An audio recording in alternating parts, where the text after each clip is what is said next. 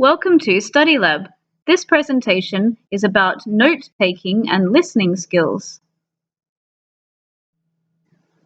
When we come to university, we have to attend lectures. Lectures can sometimes be difficult to understand. They may have complicated language, your lecturer might speak quite fast, or you may have trouble paying attention or staying focused on the topic. In this presentation, we're going to talk about how we can improve our listening skills and also how we can develop note-taking skills. Note-taking is not only a way to help you remember what you have learned, but it's also a way to help you focus during a lecture. It is a skill that develops with plenty of practice. So here is some advice to help you listen and take notes more effectively.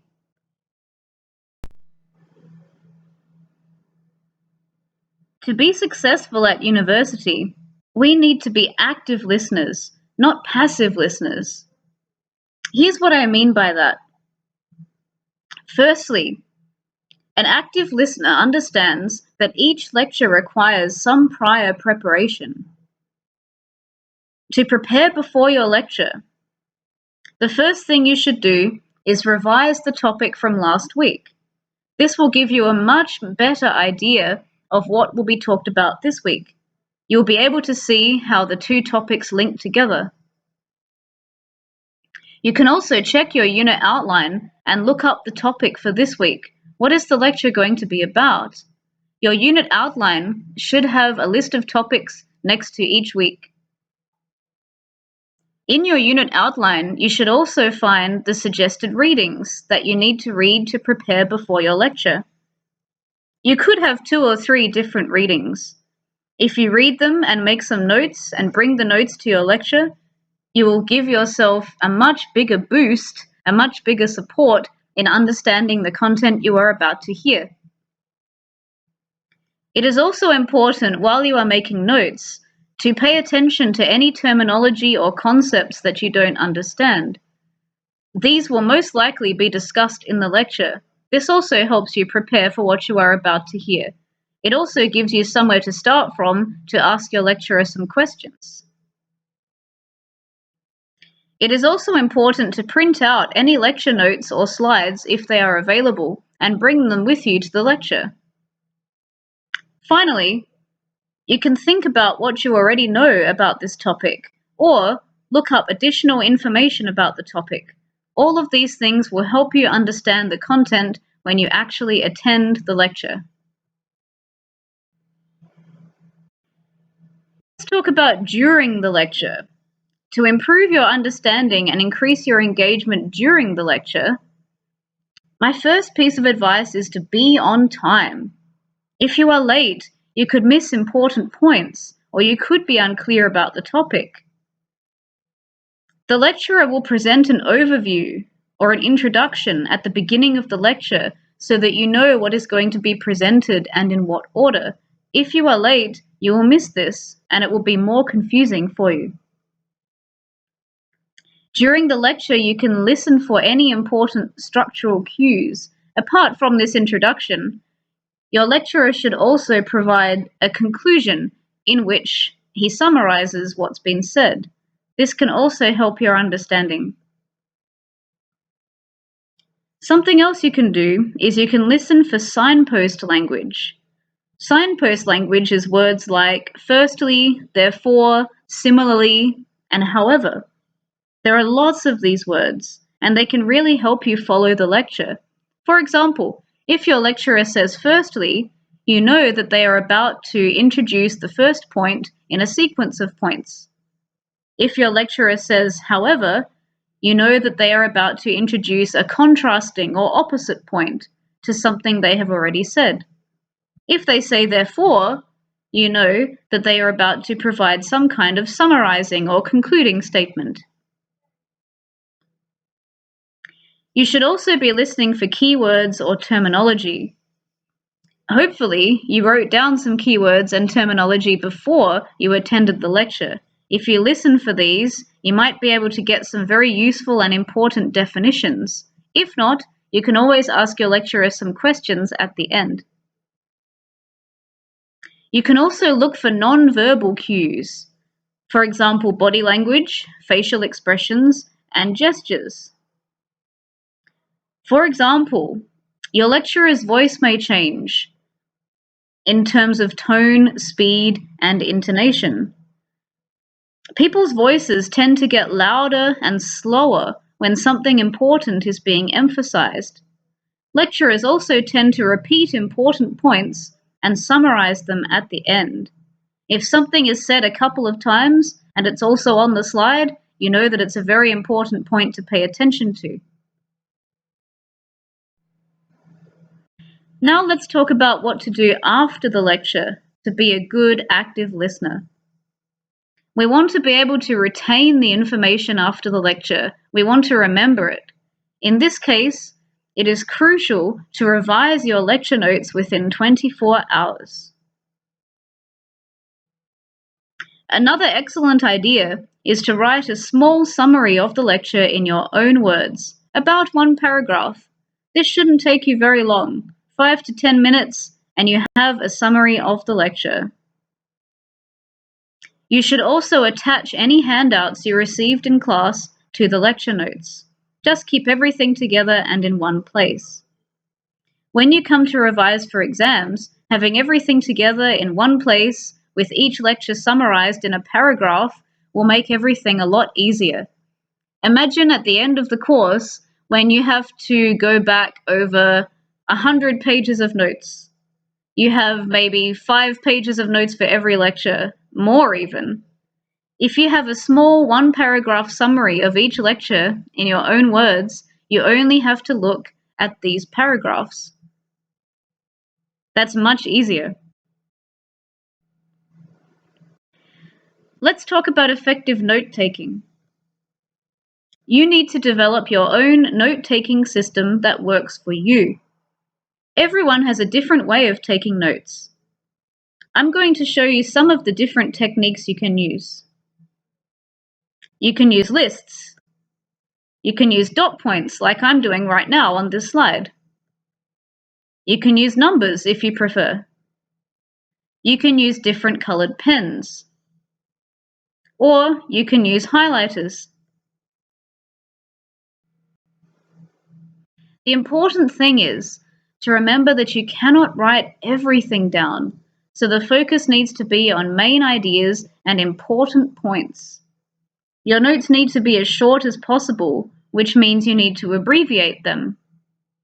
Use simple words, for example, kids instead of children. Use contractions, for example, isn't instead of is not. Didn't instead of did not. Don't instead of do not. Shorten words, for example, write uni instead of university. Use acronyms, for example, UND for University of Notre Dame. Create your own abbreviations. Your lecture notes are for you. Create abbreviations that are meaningful to you and that you will remember. For example, STS can mean students. As long as you understand and you remember what it means, you can abbreviate however you want. Be consistent once you have developed them. If you wrote STS for students, you should write that every time. You don't want to forget what your own abbreviations mean. Organize your notes in a way that makes sense to you. One way is to use headings and subheadings to categorize different sections of the content. As you can see in the 2 images here on this slide, this image on the left, we have some headings with a few little pictures. Underneath the headings, we have lists with dot points. In the image on the right, very similar. This person has actually used numbers, and every heading is in a little cloud shape. There are some pictures here as well. You can also organize your notes via a mind map. A mind map presents your information visually. What you do with a mind map is you place the main idea or topic in the middle of the page. Then you add ideas branching outward from the main idea or topic. From those ideas, you can then add more ideas or concepts. You can use words to make your mind map, you can use phrases, or you can even use pictures. It's all up to you. As we can see from this example, this person has the heading benefits. This is the main topic in the middle of the page, and then all the other ideas are coming out from this word. And there's little pictures here too. I'm also going to talk to you about a system of note-taking called the Cornell system. This has been proven to be a very effective note-taking system for university students. It looks something like in this image. We have a main heading or a topic at the top.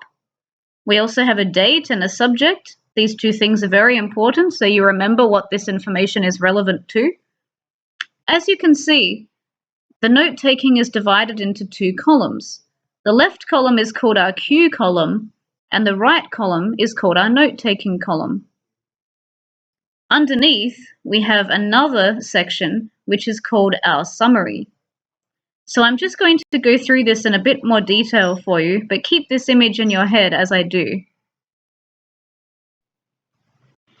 That left column, the cue column, should take up about 1/3 of your writing space, leaving the remaining 2/3 for recording information in the right column. So in the right column, here's what you do. You summarize and paraphrase the facts and ideas presented. Paraphrase means you explain the ideas in your own words. You also record any definitions as stated or written. You can indicate changes in the topic with headings or by leaving a space between topics. It's also important to use numbers, use indentation, or use bullets or dots for the key ideas presented with each topic. After you've finished taking notes, you go to the left column. This is our cue column, remember? In our cue column, we actually create test questions based on the information you recorded in your notes on the right. You write these test questions in the cue column on the left. Now you can use those questions to revise your notes. How to revise your notes in this system. Recitation means explaining the information in the notes out loud in your own words. The information should be triggered by the test questions in the left cue column. Reflection means asking yourself questions like, how do the main ideas fit together? How do these ideas fit with what I have already learned? What do I agree with? What do I disagree with? Which ideas are clear and which are confusing? What new questions do I now have? Finally, if you'll remember, in our image we saw that there was a section that said summary underneath our two columns. This is our last step. Summarize means to write a summary of the main ideas using your own words. So, just to sum up, in the right-hand column, we had all of our notes and our information. In our left-hand column, we had our questions, which we are going to use to revise the notes in the right column. And finally, we summarized the main ideas underneath. That's the Cornell note-taking system. But like I said before, you need to choose the system which works for you. That is the end of the listening and note-taking presentation. Please return to Study Lab for more presentations.